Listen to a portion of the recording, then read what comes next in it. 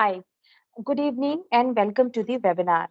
First of all, I would like to thank you all for joining us on today's webinar. My name is Rishika Omar and I'm the marketing specialist for DevOps University. I'm going to take few minutes of your time to explain you the ground rules and give you a quick introduction about what our company does and who we are. Then I'll hand it over to our trainer. So we have set certain ground rules for this webinar. You all will be on mute mode and you will be unmuted at the end of the session for question answer round. During the session, if you want to ask any of the queries, you can type in your queries in the chat window and our technical team will answer that as soon as possible. This webinar will be recorded and we will be sharing the recording with you all for the reference. Now, to give you a quick introduction about the company. Just a moment. Yeah.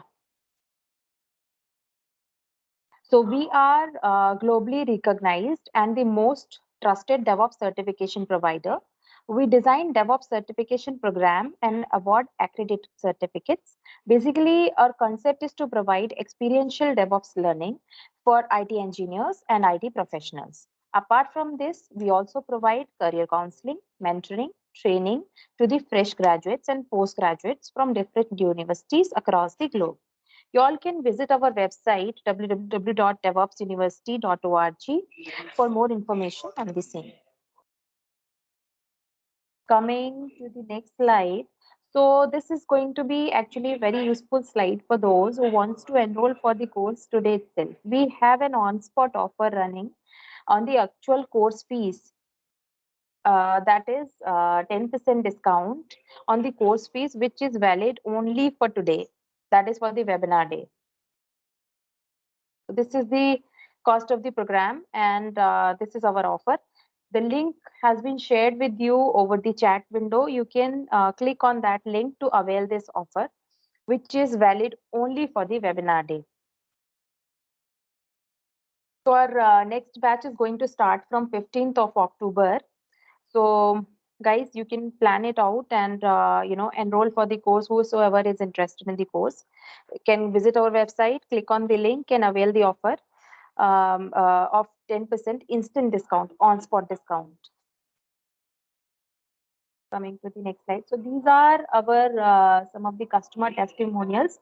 What our customers have to say about us. Just have a look on it.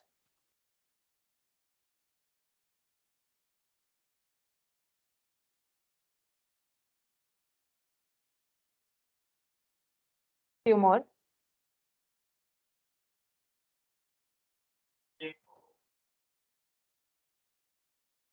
So our trainers are the real-time industry practitioners who are having very rich experience of more than 10 years on this technology. So without any further ado, I would like to hand it over to our trainer. Anuj, you can take this over now. Sure. Thank you so much. Yeah. So welcome everyone, guys, to our webinar on CICD microservices deployment with Kubernetes. So we have already gone through this couple of slides. So I'm just going to jump on to our particular, like the topics, the agenda here. So main agenda for these webinars is to share the important details about the industries, what are the different things which is happening in the industry, what is the new things going on in the organizations and the companies. So that's what our main agenda is all about. And you guys, some of you guys is regular participants who have already part of our previous webinars. It's going to be a short, like 1 hour webinar in which we will be covering our topic, and towards the end, we will be having a short demo, and then we will be taking care of the questions and doubts from you guys.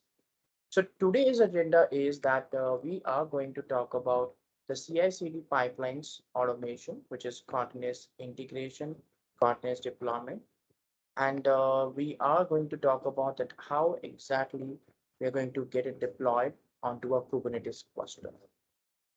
That's what we are really trying to perform. and we are trying to integrate here. So CI/CD automation is what we are going to talk about purely from the Kubernetes perspective. What are the different tools which gets integrated? What are different components which comes in over here?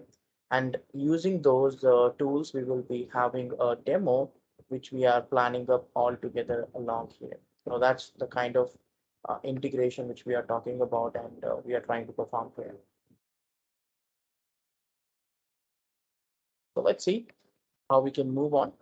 And I'll definitely take care of your questions and doubts towards the end of the demo so that you all guys can have all your doubts clarified.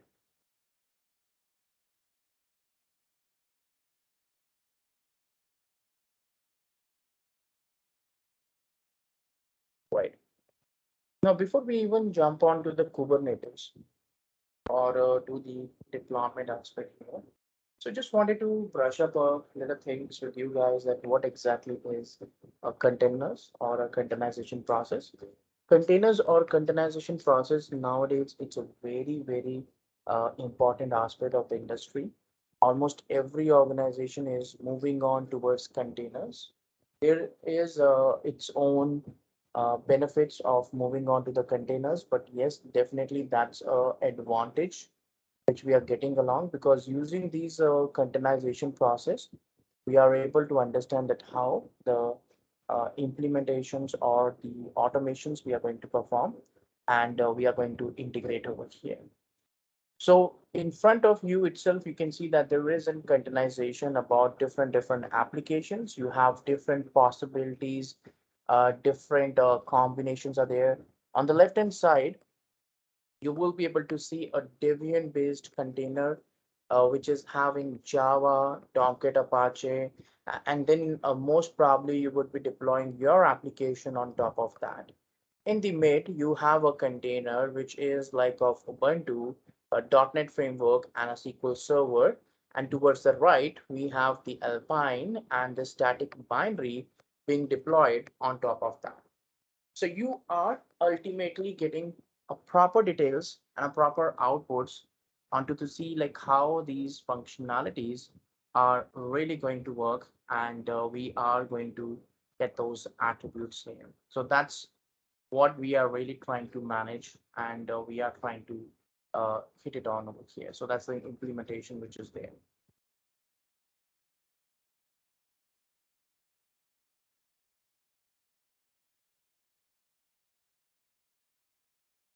All right,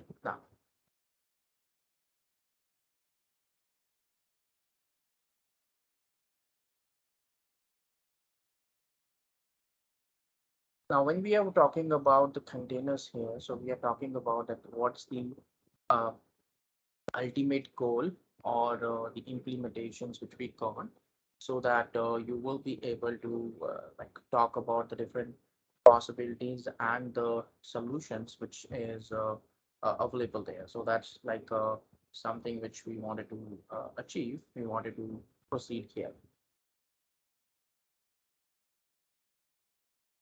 right? Now there are some couple of benefits which we get with the containers. What? It helps us to standardize our applications. It helps us to package our applications together with the dependencies, with the binaries, executables, all of that is getting deployed together.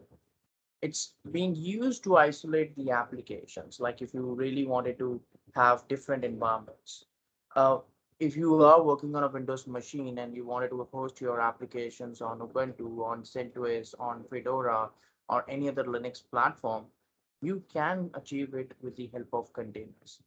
So containers are multi-purpose, using which in fact you will be able to host and deploy a lot of applications, and you are going to get the results accordingly there.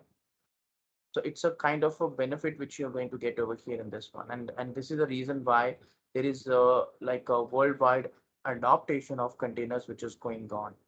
Any organization, be it a financial, insurance, automobile, or any kind of other industries, they all are trying to adopt containers there. For example, classic example is that the all the operations of Mercedes is something which is running on Kubernetes.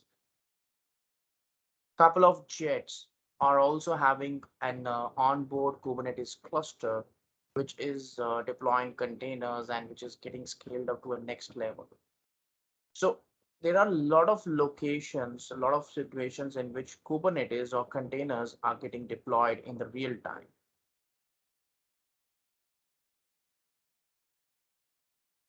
All right. So that's the benefit which we are getting for the container. So the benefit of container is that you got an image which is having like Ubuntu, Node.js, application code. You are getting it deployed as a Docker container. You are going to run the Docker image. You will be able to have a Docker container up and running. So that's pretty much standard which we are following, and we are trying to perform over here so that we will be able to see like how the containers are really going to work and we are going to get the outputs accordingly. So that's a kind of implementation which we are talking about here. And it's very important because ultimately using this, we will be able to see like how the implementations is going to work and we will be able to get the outputs as such here.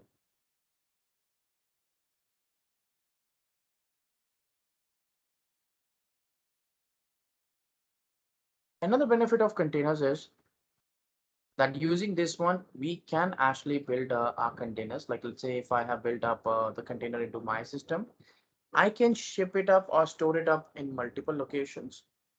It's easy to port the containers from one location to another. I can deploy or I can host these containers on any platform. Like any platform you have in the world, I can go and host up my containers there. So it follows build, ship, and run mechanism. You build it up, you ship it up or store it up anywhere, and you can deploy either on a on-premises infrastructure, public cloud, private cloud, anything you wish like you wanted to utilize, you wanted to follow, you can actually go and have it up deployed there. So it's completely free, like wherever you wish, like you wanted to host, you can go and you can get that particular thing deployed as such. So this is the main advantage of using the containers because it's so flexible that pretty much any environment and platform you run it, because it breaks down all the dependencies and all the compatibilities there. It's 100% compatible with any platform. So this is the main advantage or the primary advantage, which helps us to understand that how much flexible containers is and how much advantages we will be able to get on deploying the containers into our environment. So that's pretty much the advantage which we are going to perform and we are going to understand here. So this is a kind of flexibility which we get over here in this case.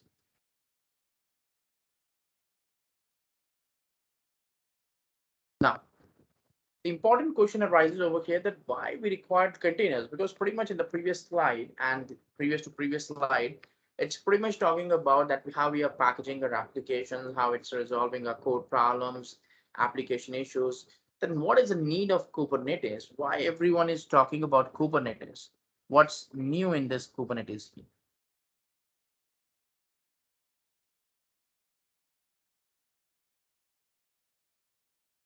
So Kubernetes is something which is giving you, like a unique feature, like a unique functionality, because it's going to help you around to provide that how you can manage your containers.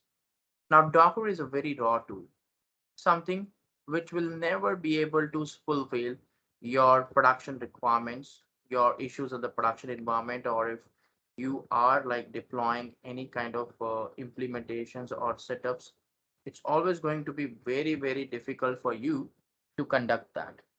So in case of that, what you are typically going to do is you're going to talk about that how this can be resolved. And the solution for that one is Kubernetes. So Kubernetes is known for the orchestration mechanism, like it's something which is being utilized so that we can manage the orchestration component or the executions there. So a couple of benefits of Kubernetes. It's basically not a replacement of a Docker, but in fact, we call it as an orchestration tool of containers. So it helps us to scale our containers. easily, right? So that's a scaling benefit which we are going to get over here.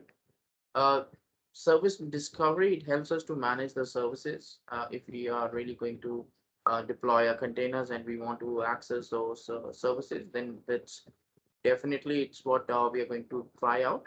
Load balancing, it provides us a load balancing across multiple containers. So if you are managing the containers, then definitely this one is going to help you to manage the things around. Container lifecycle management, that's also something which is there. So container lifecycle is also what we are trying to manage so that we can get the response or the results accordingly.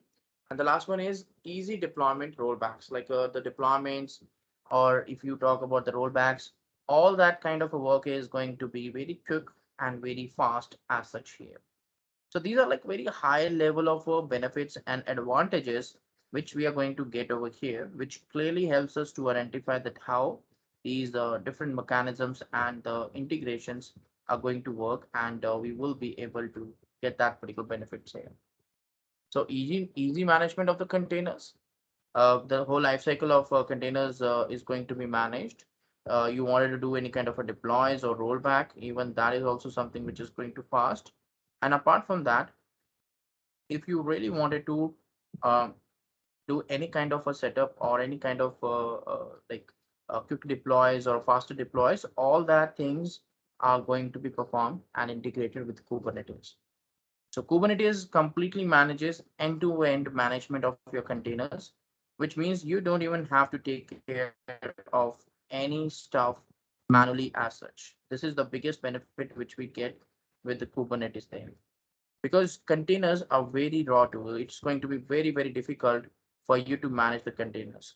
So if you really wanted to do the things fast, then definitely what you can do is that you can go ahead and you can talk about the Kubernetes there. So Kubernetes will definitely provide you a extension and an integration there.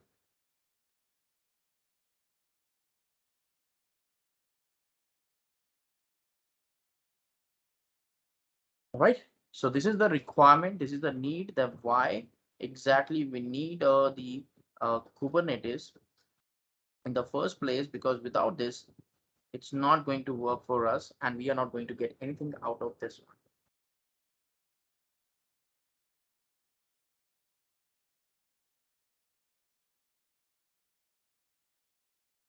So let's see the architecture. I'm not going to spend too much of your time over here, but this is a very high level of architecture which is available there. Now, this one of the disadvantage of containers, I mean the Docker containers, is that it's only standalone machine based.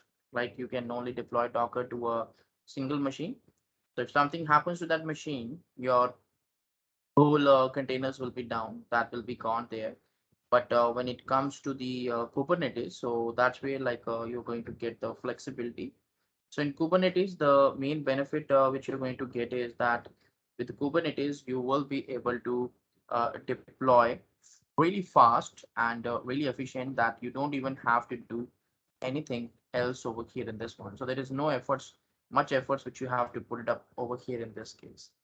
Now, as you can see over here, as in Kubernetes architecture, so we can see like there is a specific Kubernetes master and a worker node which is available there. So a master worker node is really available, and this is a kind of a clustered environment which you're going to get with the Kubernetes here. Clustered environment, that's a very important thing to be focused upon, because that's what being lagged into the Docker there. And the moment you talk about clustered environment, so naturally the high availability concept really picks in. So we are talking about a mechanism where even if our one or two nodes or a couple of nodes goes down, still containers will be alive, will be available there. So that's a pretty much benefit which we are talking about over here. So this is a multi-node mechanism which is available. So if some node goes down, the containers get shifted on to the other working nodes, to the available nodes there. And this way, you're always going to have an 100% uptime on your application. And if like you really wanted to see like how these implementations or setups works, So that's exactly the way that how these implementations are going to work, and it's going to manage them.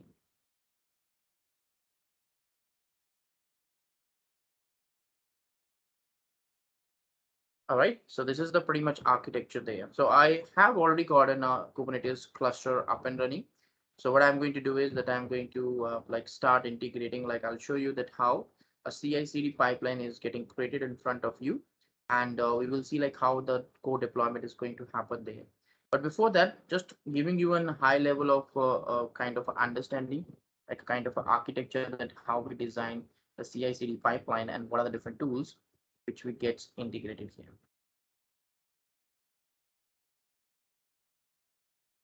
Now, this is the same thing which I was talking about, that the Kubernetes is something which is supported by the Cloud Native Cloud Foundation. It's a large open source community. It's having a large community available there. It's being used most of the time for the production grade environment, something where we really wanted to make sure that we can have a reliable environment, a reliable infrastructure. So it's most preferably being used for that particular environment, for that particular setup here, right?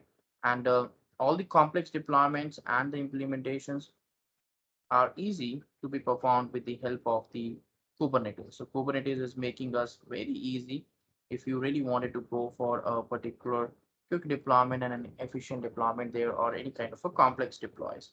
So that's definitely kind of advantage which we will be able to get here.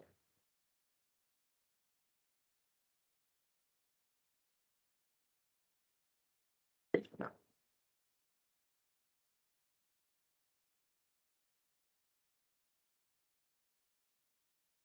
right. Perfect. So now if I talk about the typical CI/CD pipeline, like a kind of a standard one, which you know will give us understanding that what are different tools we go ahead and integrate. Now, if you can see over here in this diagram, there is a numbering which is happening over here. So I'm going to start with the number one here. So we are saying that yes, let's say that the developer is going to perform the commit activity. It's going to perform a push activity, like a code push to the code repository, to the GitHub. So the moment that activity is done with the help of the a webhook, or with the help of the CI component, automated CI triggers, what will happen that Jenkins build is going to be triggered. I will show you this one, that how this really works there. So a Jenkins build is going to be triggered, and then after that, what will happen that you are going to invoke, or you're going to execute the build process. You're going to run some test cases. You're going to run some specific like the Docker image preparations. After the Docker image preparations, you're going to perform the integrations, the registries. All that particular stuff is going to be performed, and it's going to be integrated as such there. So that's definitely a kind of a mechanism or a setup which is being done, and it's being executed. So you will be like performing the Docker publish, or the image preparations, and upload it up to the Docker registry. And Docker registry is a central location where you will be having all these different mechanisms available there. All right. And that's where the code deployment will happen in Kubernetes. So in Kubernetes, the code will be deployed, will be happening. It can be your dev environment, production environment, or on-premises environment.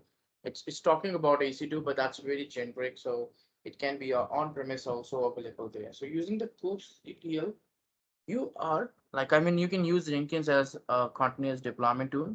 So you're going to trigger the deployment. So that's going to pull your Docker image. And then according to that, your code is going to be deployed and is being hosted there. So that's a kind of implementations or setup which we will be performing, so that accordingly we will be able to get that particular output here.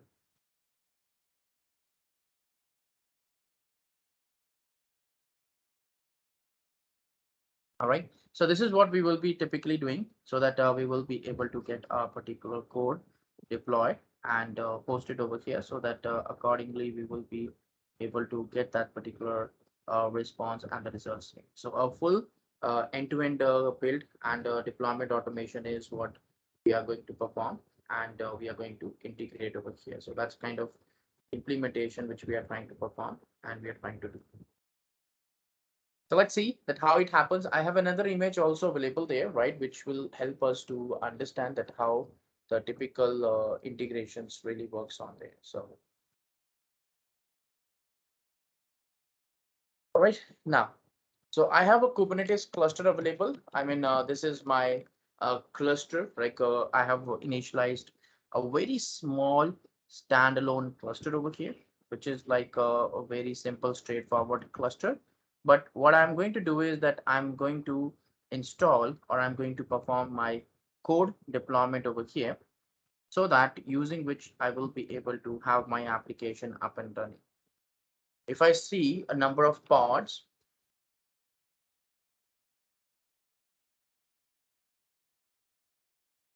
we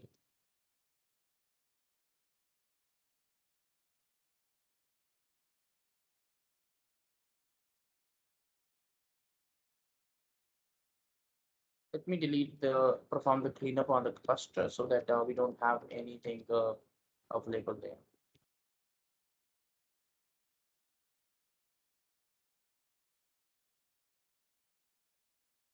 Getting terminated.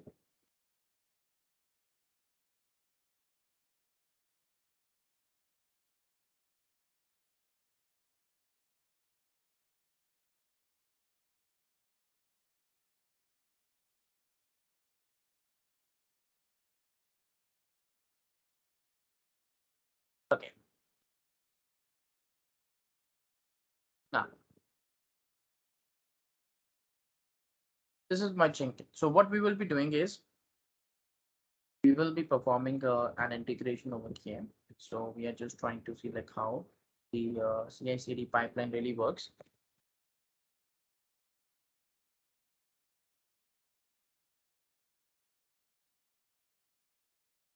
So I have a code repository available there. I mean, I have a sample code. Let me share this code with everyone here in the chat window.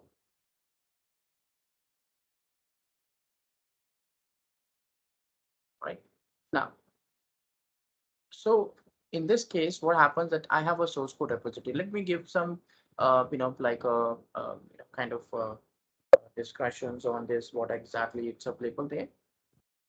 So we are like pretty much having a kind of a Java code over here. You can see there is a source main directory, which is available over here, right? And then you have a formed XML file, which is available, which is going to act like a build script. Like using this, we are going to pretty much perform a build automation over here. So that's something which we are trying to conduct here. Now, when we are like going up with these code bases here, so at a high level, as per the diagram, what we are doing, we are performing the compilation of the source code. We are performing the test cases executions. We are like bringing or we are performing a Docker image build, uploading it to the registry, and ultimately doing a deployment on a Kubernetes cluster. So that's a kind of end-to-end integration which we are going to perform.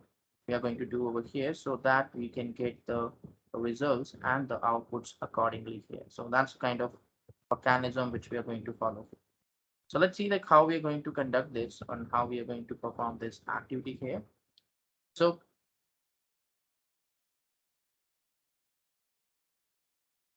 this is my Jenkins pipeline. Okay. Source code checkout, source code build, image cleanup, performing a build automation like Docker build is running, uploading the Docker image to the Docker registry, and then ultimately the deployment. So you can see like some couple of kubectl commands are available there, using which we are like trying to provide the deployment, like a code deployment we are doing. So that's something which we are performing and we are integrating over here in this one.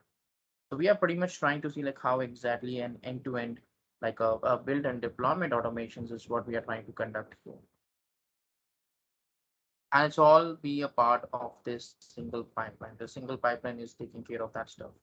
Now, this mechanism or this script is something which is oriented to the Jenkins.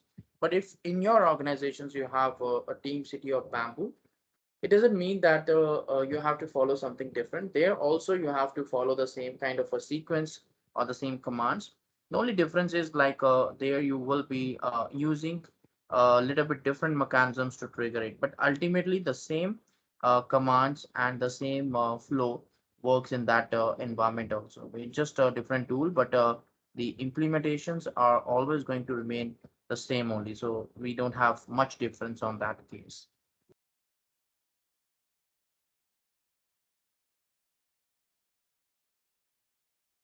All right. Yeah. So we will be like trying to see. I have got a brand new Kubernetes cluster and Jenkins. I have not done any kind of a pre-setup there. So we will try to understand that what are the different issues and problems we are going to get. And step by step, we will try to resolve it up over here in this one. And then we will take care of the doubts and questions, whatever you're going to have there.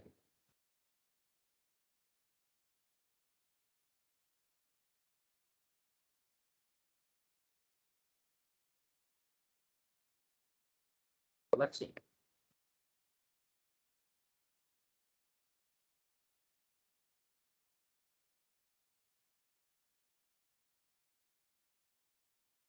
New item. So the way that how we go and create a pipeline is that I would provide. We are saying that yes, new item.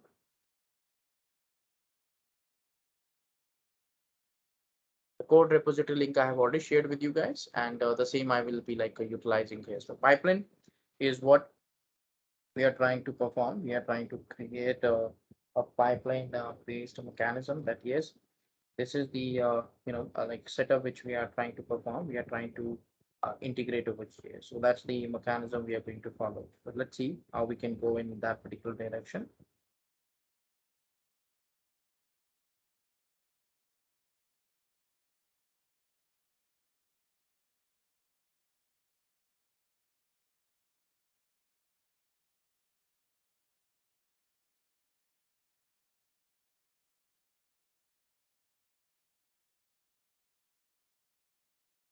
Going to provide the repository. All right. So again, it's a way that how the pipeline works. So when we will be covering Jenkins in detail. So you will find out that what are the different ways we are going to follow to create an end-to-end pipeline. So we will be creating a lot of pipelines there. So we will get familiar with this part. But as of now, we're just talking about that how we are going to create it up a kind of a Jenkins pipeline, a kind of a Jenkins job over here in which we will be coding up and providing the instruction that what are the different automations we are going to perform and integrate here. So we are browsing our pipeline from a code repository, the repository in which I have a Jenkins file available there, so that I will be, integrating and performing the setup.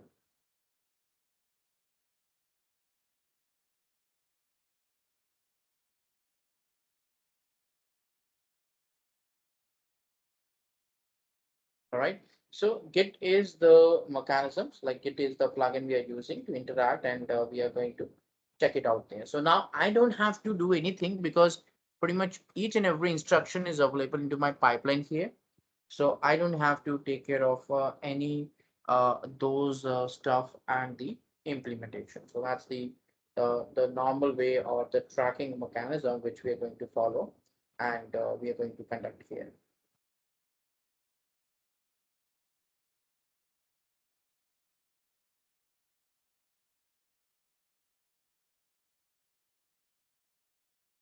All right. Now, so let me trigger it up, see how it goes.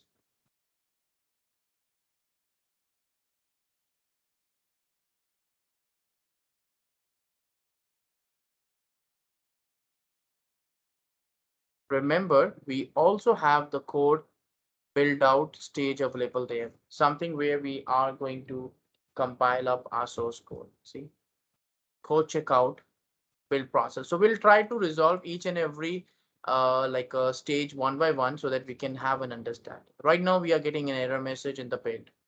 So whenever there is a build is failed in Jenkins, you are getting the status as failure as a red. So from there, you can easily find out that a particular Jenkins job is failed, which is a great stuff because ultimately you will be able to get a particular output or claims that this is how it's really working there, right? So checkout, code checkout, build process, that's information you are getting and processing here.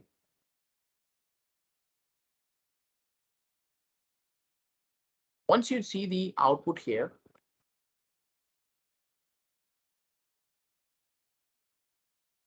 what's the error message? MVN not found. We don't have the Maven available there. So, which means that I am pretty much taking care of my build automation, but since I don't have the Maven utility available, that's the reason why it's not getting deployed and we are not getting the outputs accordingly here. So that's why it's very important for us to have a proper setup and a proper integration performed here. So what we will be doing, installation of Maven utility.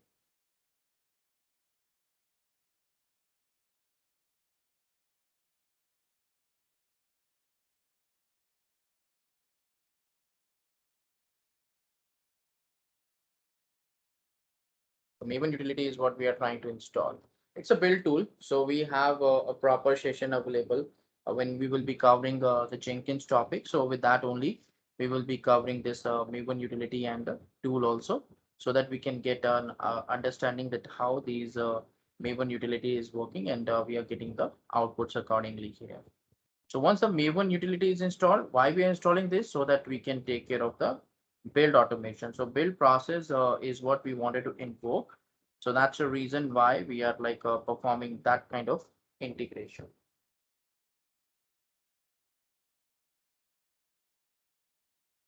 Create the pipeline.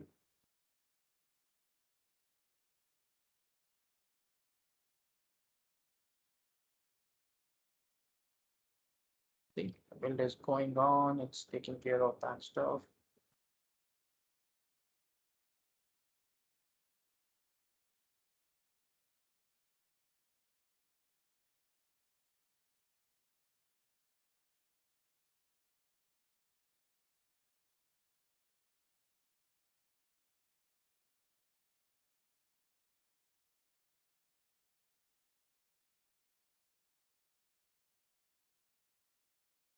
Right. I'm getting an error message there. Now this is very common with the Docker. Now Docker is by default being designed to run with the root ID. So if you're going to use some different ID, some different username, so you are going to get an error message because it's only designed for root ID. So with the root ID only, you can go and run these or integrate these steps. Otherwise, it's not something which is going to really work for you. And that's kind of implementations perform we are trying to execute here. That how differently and separately we are going to get here. So what we need to do, we need to run out with the steps here. Again, a small step. There is a file var run docker.sock, which is known as the socket file or like over here. It's like something which is talking about that how these implementations are really going to work.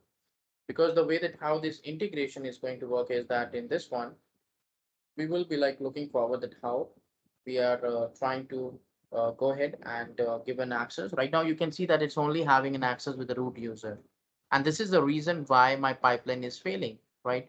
I'm just trying to explain you all the possibilities and all the issues on how to debug this pipeline because there are so many components involved. The very first component was Maven. So usually we had an issue that Maven executable is not available properly or it's not installed in a better way. So that's something which we installed. The second one was around like a Docker utility. So Docker utility, again, it's something which is only accessible with the root ID. So we definitely need to go and have the access provided so that anyone can request or can connect to the Docker key. So that's definitely what we really want to do. So let's see like how we can do that. So we are going to run a commands.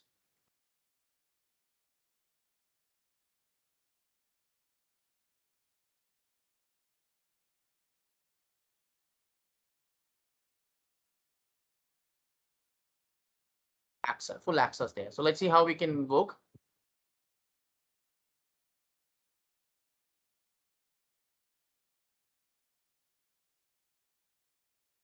The compilations Maven build is happening. Okay, we can see here that the Docker build, the container build process is happening over here. This is where my source code, I'm picking up an environment. I'm combining, like installing some executables, binaries, and then on top of that, we are pretty much taking care of the code deployment. So that's what we are trying to perform. We are trying to conduct here.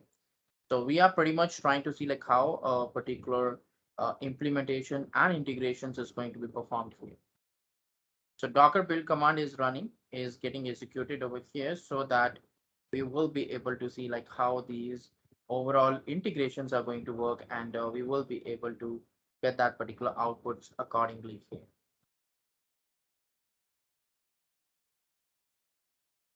Here we go.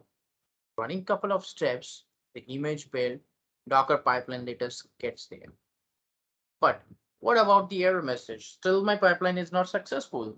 Why my pipeline is not successful there? Because one important piece which I'm missing over here is that uploading or establishing the connectivity with the Docker registry is an encrypted mechanism. It's an authorized mechanism which is there. As per my pipeline, I have a step here where I have to really go and log into my Docker registry, because the moment I'm going to log into my Docker registry, I will be able to publish my Docker image here. Now that's what we are going to perform, and we are going to integrate it up over here in this. So in this case, in this order, what we really need to do is that we need to perform a kind of connectivity here. Now, Jenkins provides a very secure mechanism. You know, usually when we work in the actual organization, in the actual production environment, we worry about that our credentials are going to be exposed, are going to be available to everyone.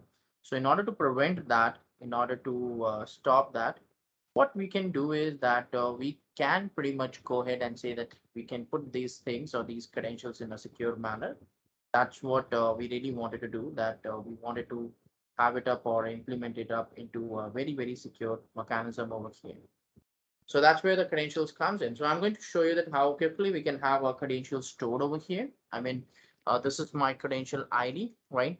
And you can see the commands here. It's going to use my credentials, like my username passwords, in order to take care of the authentication over here, and in order to perform the authorization so that the images can be uploaded.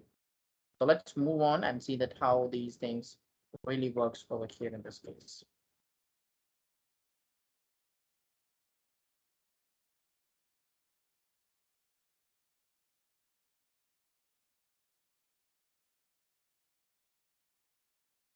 All right.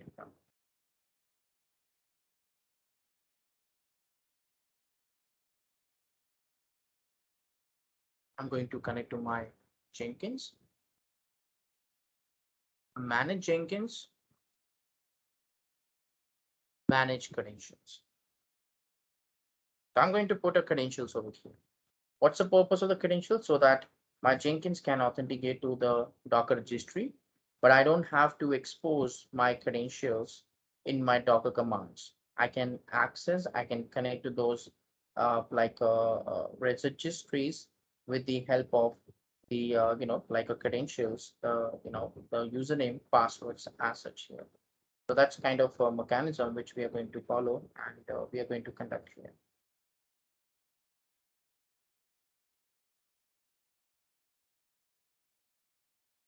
Global add up a credentials.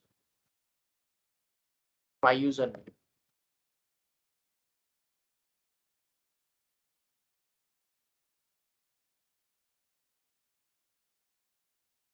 Hub.docker.com. This is the particular Docker Hub which is available there.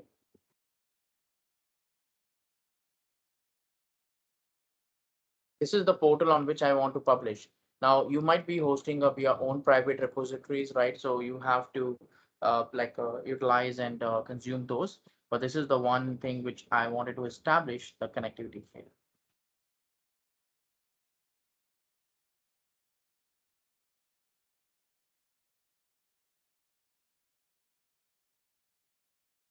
This is my credential ID, right?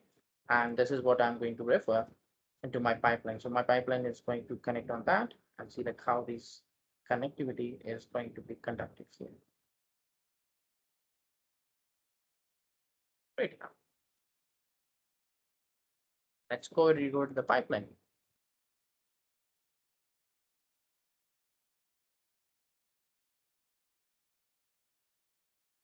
So we are providing the credentials here. That let's go ahead and connect to these credentials so that we can get the outputs accordingly.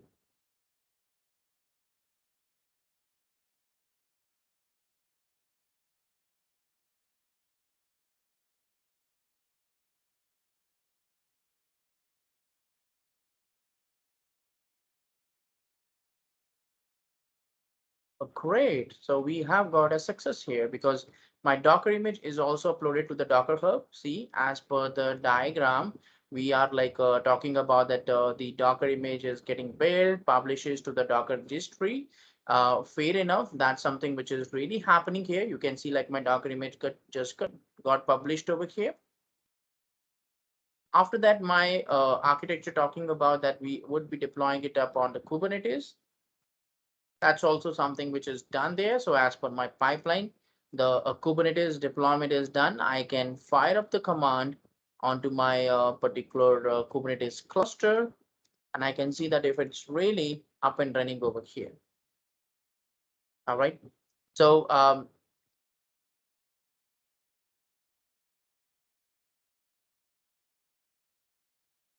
yeah,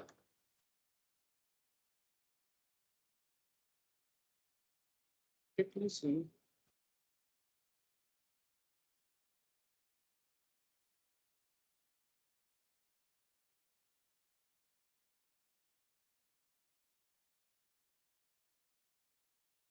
So my pod is deployed. There is some programming issue with this pod that the pod is not coming alive, but it's actually like you can see that the same image because the main important thing is that the Docker image is successfully pulled because if the image does not exist on the Docker Hub, you will not be able to get your Docker image pulled over here. So it's exactly the same. Like if you just have this architecture opened up parallelly here, so you will be able to find out that a pull activity is going up, right? You can see here, this portion only, this portion only. So Jenkins uploading building up a Docker image and then uploading it up to the Docker registry. And when you do the deployment, when you're taking care of the deployment on the Kubernetes cluster, so the Docker images, the necessary Docker images are getting pulled and it's getting deployed as an on the Kubernetes cluster. So that's kind of implementation and the integration which is available there. So it's definitely going to help us to understand that how these setups are really going to work and we are going to get that particular outputs accordingly.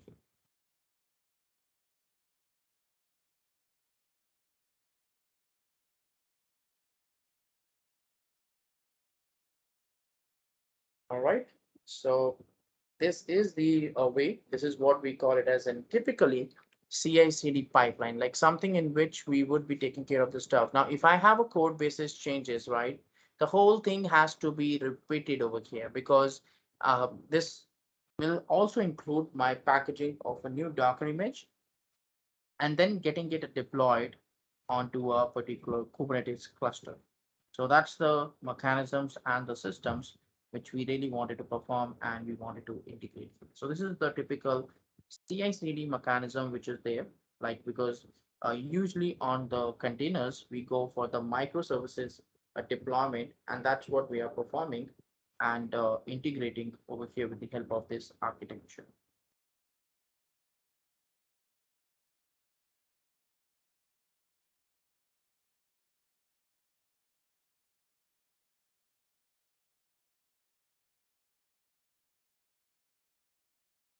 Right? Great. Perfect. And this is what we wanted to achieve, and we have achieved that particular stuff here.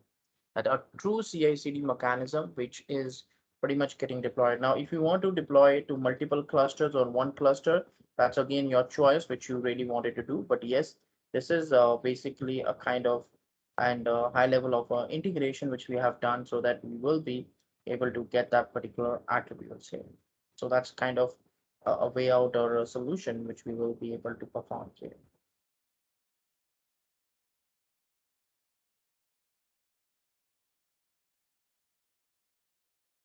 All right. Great, wonderful. So pretty much this is what we have up in a particular, like a setup here. So I guess we are, like good to go now to take care of the doubts and questions. So if you have any kind of a doubts or questions, feel free to respond, like put it up in the chat window. I'm just going to open the Teams in a bigger window here so that I can see your questions and doubts here. Okay, I'll share the link again. I mean, in that case, I already have the pipeline there, right? So everything is available in that part. So all you have to do is that you have to just refer to that one, to that pipeline. You need a Kubernetes cluster also, but these kind of things is something which we would be already covering up. So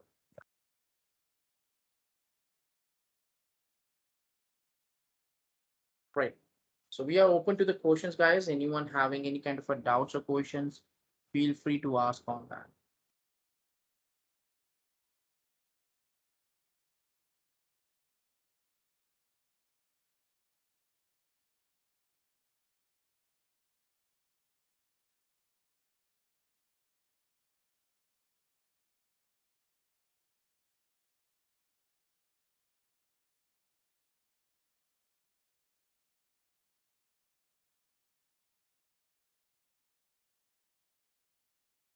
Anyone having any kind of a doubts or questions which you wanted to ask, which you wanted to, like get answered there. So guys, you can unmute yourself one by one and ask any doubt if you have.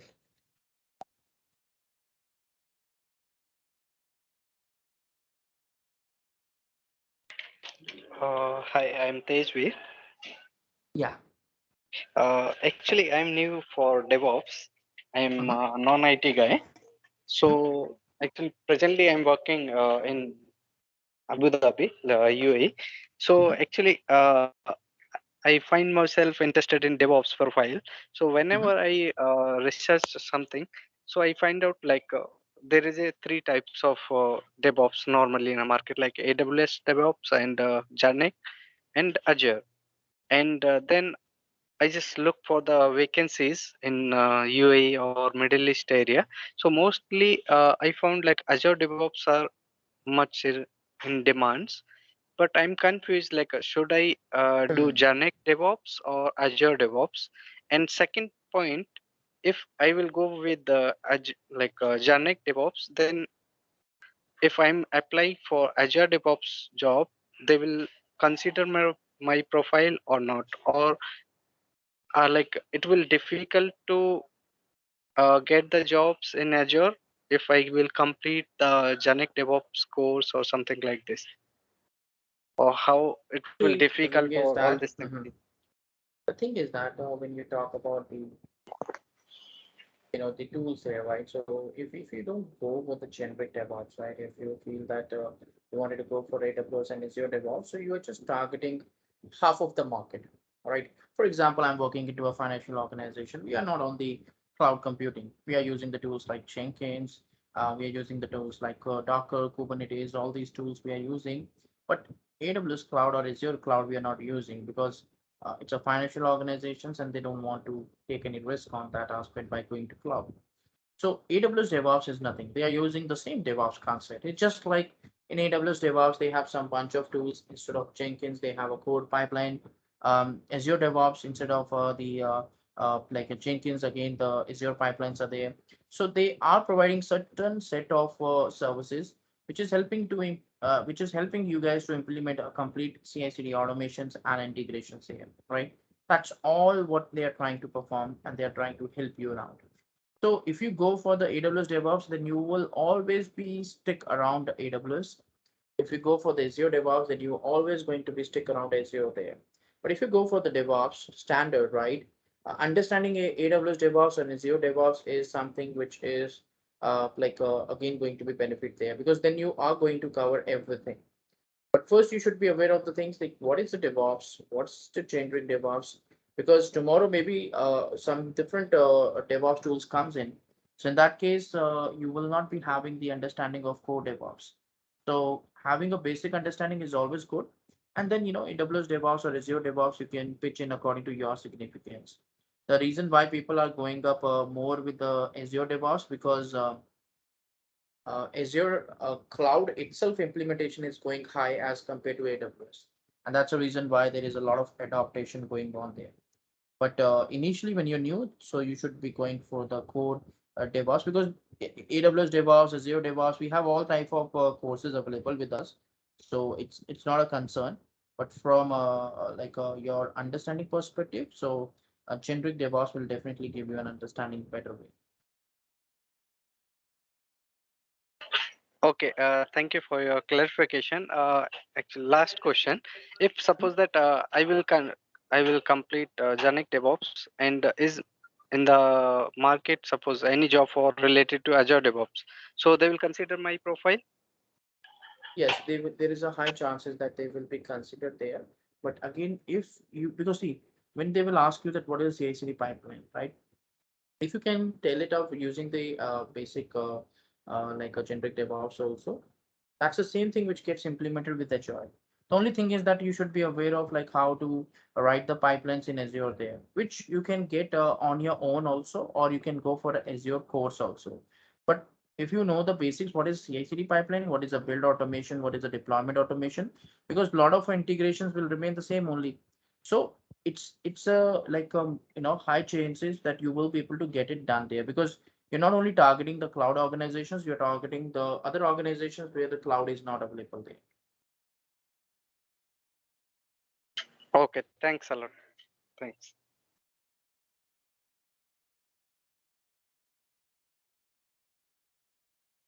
Sure. So Anil, yeah, so pretty much this is the pipeline. So this pipeline is having some couple of stages available there. I mean, it's not like straight away I can perform the Docker build and then we can take care of the Kubernetes deployment. So first, what we really need to do is that we need to pretty much go for the code checkout here.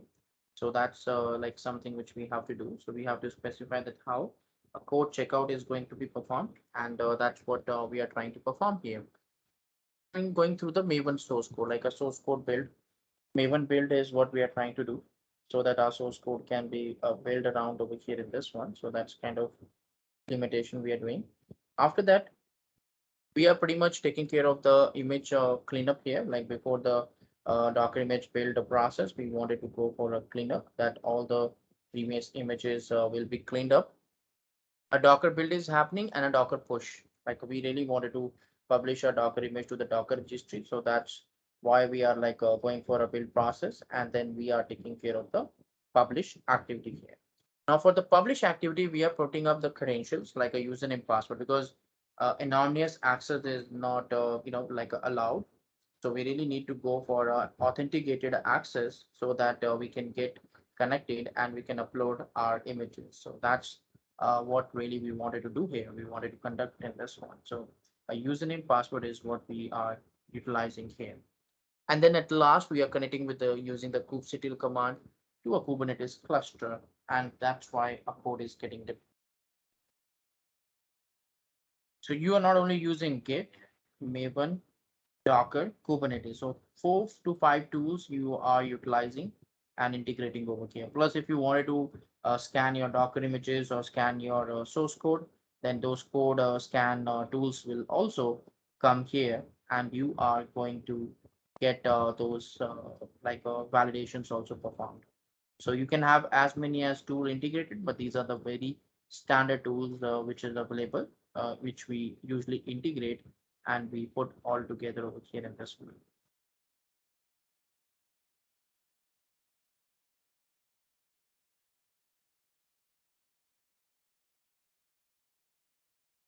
Right?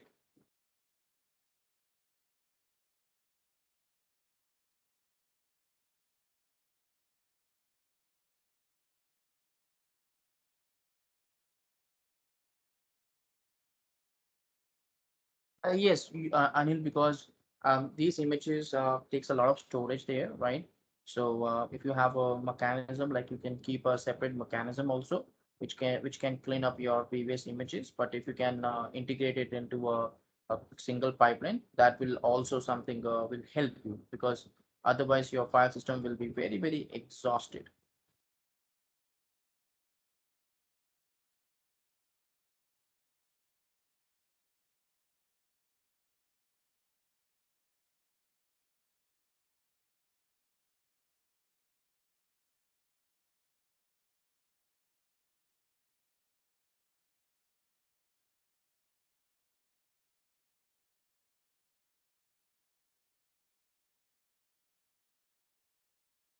We can reduce the size of the images by choosing the smallest base image, right? For example, you have a choice that, whether you want to go for a Linux images or the Windows images.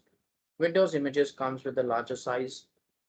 A Linux images comes with a smaller size. So using those like these standards, we are defining that we don't need much high size images there. Also, you can reduce the number of packages and libraries which you are installing. So you need to make sure that you don't install too much of the libraries and binaries there. So these are the different standards and components we are following, so that the overall or the final size of the image is small here.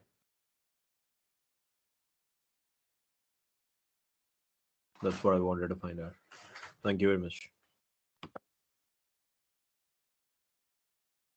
In Linux also you have Ubuntu, CentOS, Fedora, different flavors there.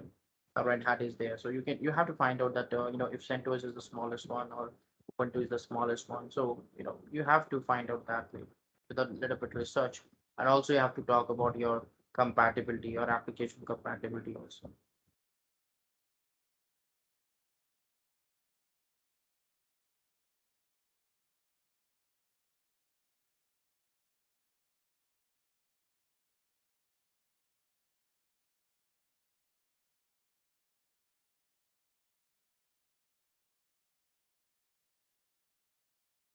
Anyone else having any kind of doubts or questions?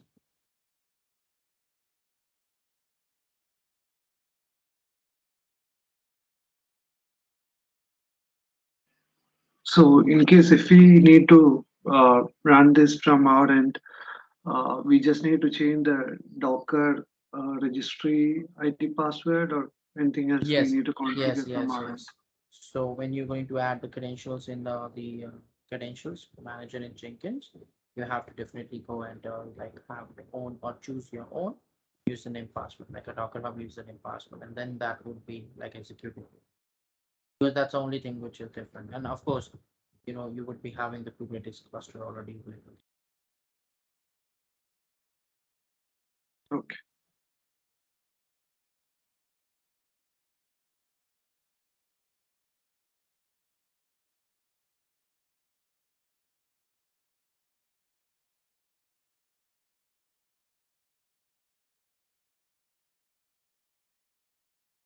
Ajay, definitely that will be like shared with you along with the recording. Uh,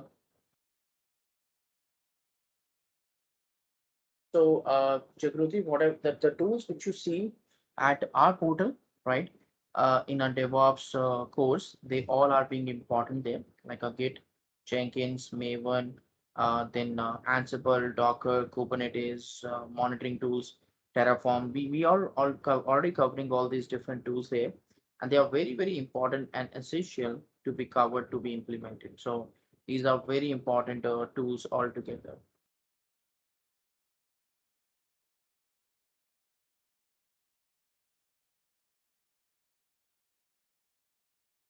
Right? Anyone else having any kind of a doubts or questions, guys?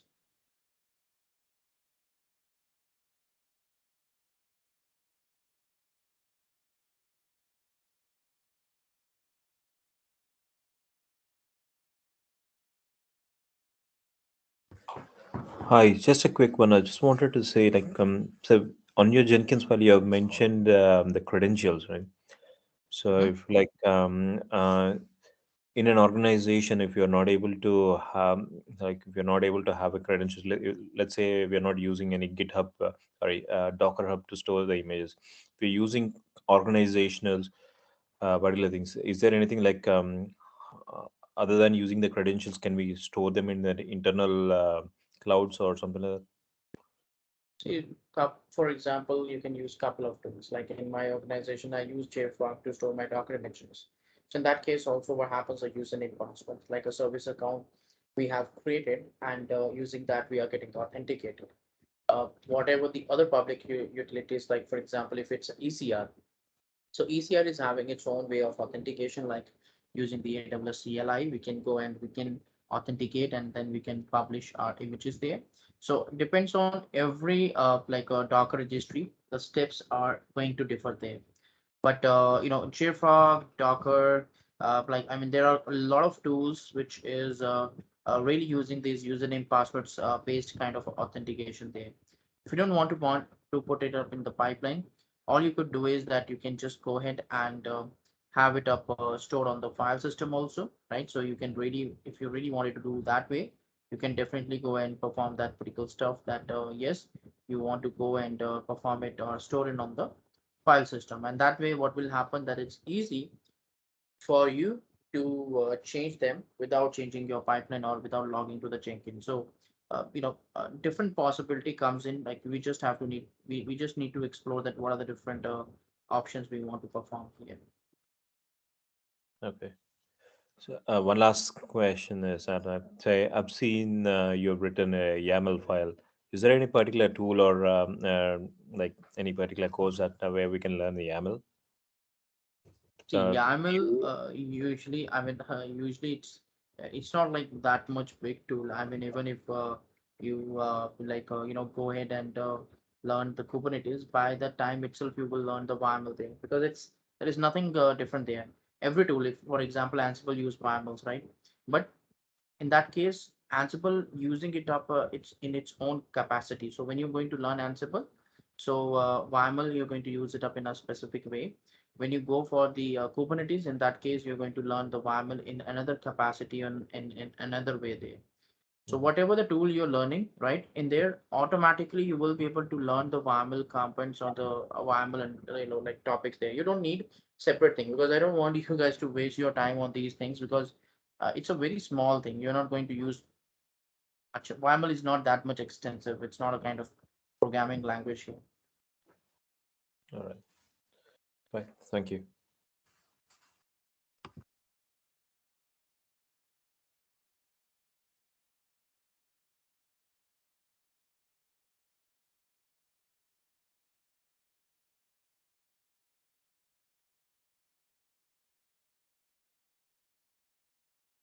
Uh, Anuj, again, like there are different options, like we discussed earlier also, that with AWS Azure and AWS DevOps and Azure DevOps only targeting those organizations by using those cloud computing. So first, you should be aware of the core DevOps. Once you're comfortable with the core DevOps, then only you should be going for the AWS DevOps or the Azure DevOps, so that you can at least have a basic understanding available there. And later on, if you really wanted to go for the advanced concept or for the cloud-based services, you can definitely go and use that particular option. So, that's the normal or the standard way how it goes on there.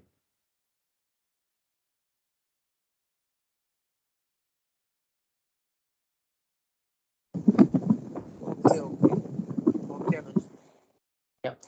Thanks. Perfect.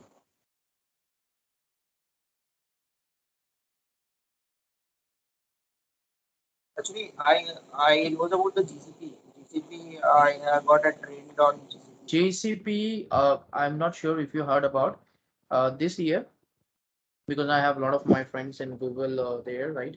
So this year they have stopped a number of cloud projects, and I'm not sure how much alive GCP will be, because certainly there are a number of projects was like stopped this year on Google, and it's like quite there in the market. So something is happening there, and so if that is true, because definitely AWS and Azure is like a top notch, and they are giving a lot of services.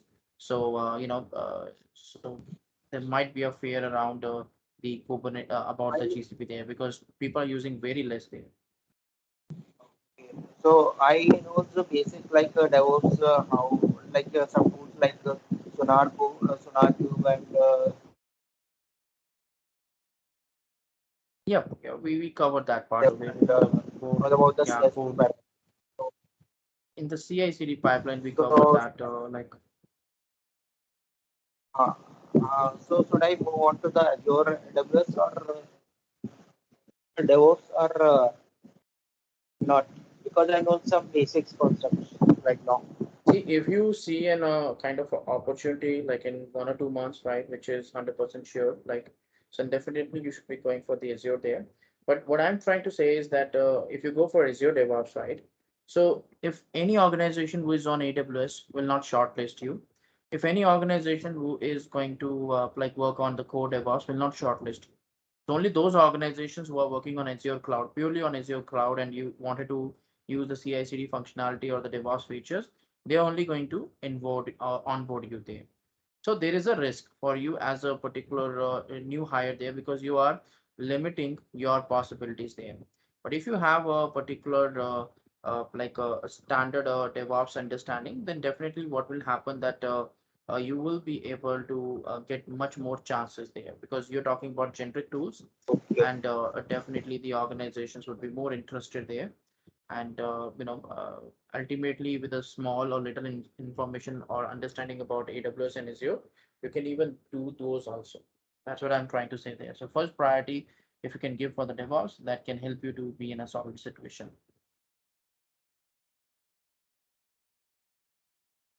To improve the tools like means Puppet, Ansible, Terraform, and Jenkins. Yeah, Uh, yeah, because in the then AWS DevOps also you would be integrating the same thing like SonarQube, Terraform, Docker, Kubernetes. The same thing comes there also.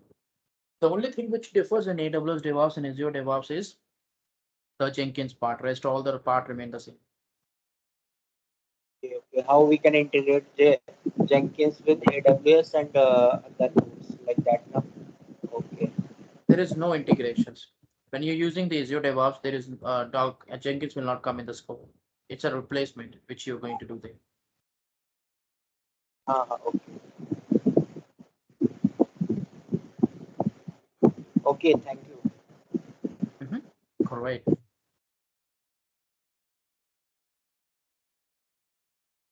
Anyone else I having want any to know kind about of the a codes doubts? from the any.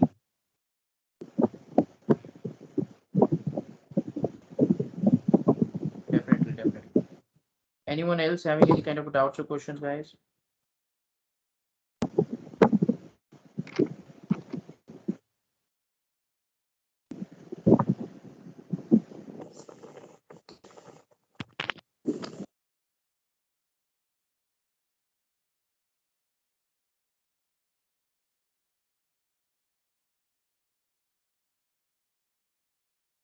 So I think, Anuj, most of our questions are covered. Thank you for the wonderful session. And thank you everyone for attending this session. We appreciate you being here. Every month we keep on conducting such webinar. So follow us on our LinkedIn page and Facebook page to get the latest updates on the upcoming webinars. We have already shared the links with you all over the chat window. And so I have given you an on-spot offer in this beginning of this webinar. So we are basically, I'm again repeating the same. We are running an on-spot offer of 10% instant discount on the course fees. So those who wants to enroll for the course and are interested in enrolling the course can avail this offer. This is valid for today only, which is the webinar date. So if you are interested, you can contact us and we can guide you for the same, or the link has been provided to you over the chat window. Thank you. Thank you, guys.